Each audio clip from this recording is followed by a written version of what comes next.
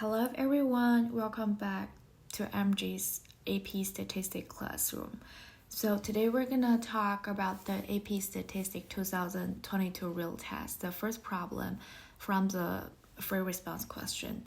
Normally the first question will ask about the exploring data. So if you look at the first problem here, you should be able to see that there is a scatter plot, right?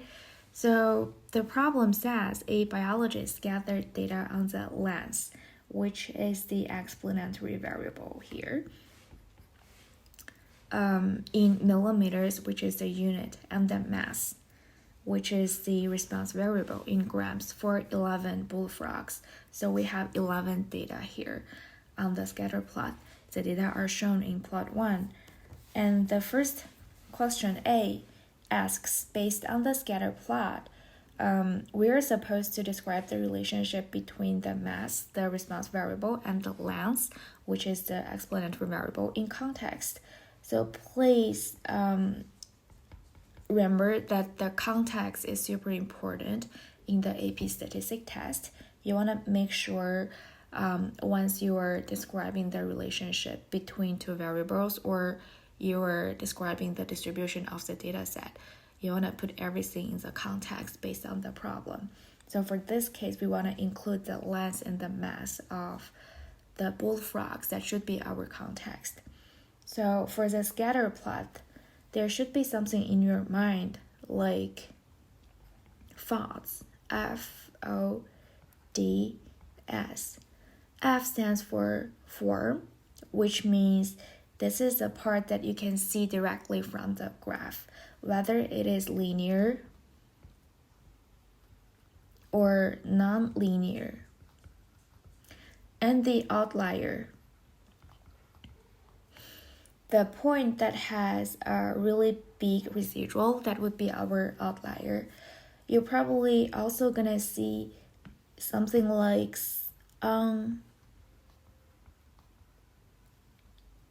Euro features, which includes the clusters or the gaps and also the outliers, but still we want to pay more attention to the outliers and also the direction. So if you want to describe the direction, you can only focus on the slope of the line to see whether the direction is positive or negative. And the last one, strength. Whether there is a strong, weak, or moderate relationship between two variables. So for this case, we're not actually looking at the least square regression line, but if you assume that there is a line, it should be something that looks like this, right? So you can describe this relationship as a strong, as most of the points seems to really close to our line, and also the positive, the slope seems to be positive. And also, we seems to have a roughly linear association between the explanatory and the response variable. So if you can include all of this information, you should be able to get essentially correct. If your response provides the description that includes the direction, the strength, the form, the unusual features, and the context. So in terms of the unusual features, we seems not have enough information to do the math. So you can only say that there seems to be no points that seriously deviate from the straight line pattern of the point in the plot. Alright, from the data, the biologist calculated the least square regression line for predicting mass from the length. The least square regression line is shown in plot 2. This looks exactly like the line that we draw before. And we have the expression here, the expected mass equals to negative 546 plus 6.086 times the length. And here is the explanatory variable. and this should be your predicted response variable. The question B asks you to identify and interpret the slope of the least square regression line in context. You want to focus on the verb here, identify and interpret. That means there are two steps. The first step, we want to identify the value of the slope, right? If you are looking at the expression here, the equation here, you know that 6.086, this would be the slope. And the negative 546, this would be the y-intercept. Please make sure you know which is which. So the slope, the value of the slope would be 6.086, and this would be your first answer, the part 1. And the second part, you want to make sure you interpret the slope in a correct way, which means there should be something you want to mention. In terms of the slope, you need to mention that for each additional unit of the explanatory variable, we would expect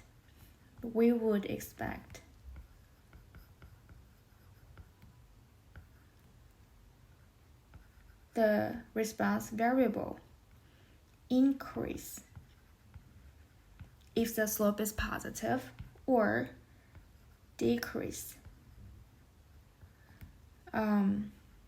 some units. Okay, this is the sample that you can use for all of the questions that asks for the slope. For each additional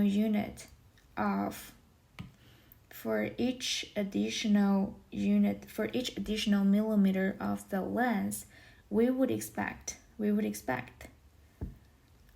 mass increase by 6.086 grams. And that should be your answer. Alright. Question C, interpret the coefficient of determination, which is r squared. I have also developed a standardized format for the coefficient of determination, which is the I squared that you can use to interpret. If the r squared equals to 0.819, then you can use this standardized format. There are 81.9% of the variation of y. In this case, that would be the response variable, which is the mass. So there is a 81.9% of the variation of the mass can be explained by the linear model relating the mass to the length. So two things that you want to include in your interpretation. The variation of the response variable can be explained by this linear model relating to the response variable to the explanatory variable. So for this case, you can say that 81.9% of the variation in bullfrog mass can be explained by the variation in bullfrog length as described by the least square line. So question D, from plot 2, consider the residuals of the 11 bullfrogs. And based on the plot, approximately what is the length and the mass of the bullfrog with the largest absolute value residual? So let's go back to the scatter plot. We are looking for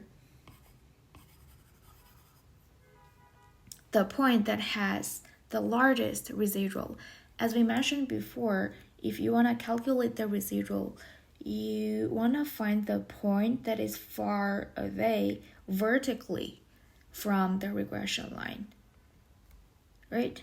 It should be easy to locate that this point might be the one that has the largest residual. So for this one, if you find the explanatory variable, which should be somewhere around 160 5, I guess, and the response variable should be somewhere around 355.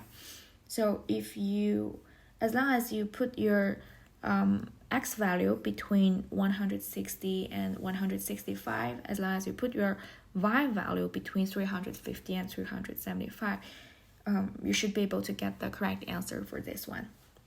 So the largest residual in absolute value belongs to the bullfrog with length 162 millimeters and the mass 356 grams. That should be our answer. So, does the least square regression line overestimate or underestimate the mass of the bullfrog identified in part D? 2-1, explain your answer. So, how can we say that whether the regression line underestimate or overestimate the value?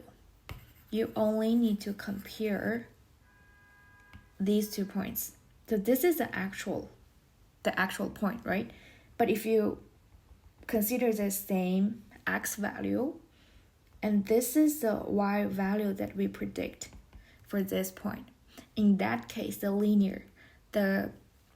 least square regression line kind of overestimate the y value, if that makes sense. And that should be your answer. The regression line overestimate the mass of the bullfrog with the length 162 millimeters. And the reason, we still need to explain the answer. The reason would be the plot shows that the point for the bullfrog with length 162 millimeters is below the least square regression line. Or you can also say that the point on the linear regression line is above the actual point here. All right,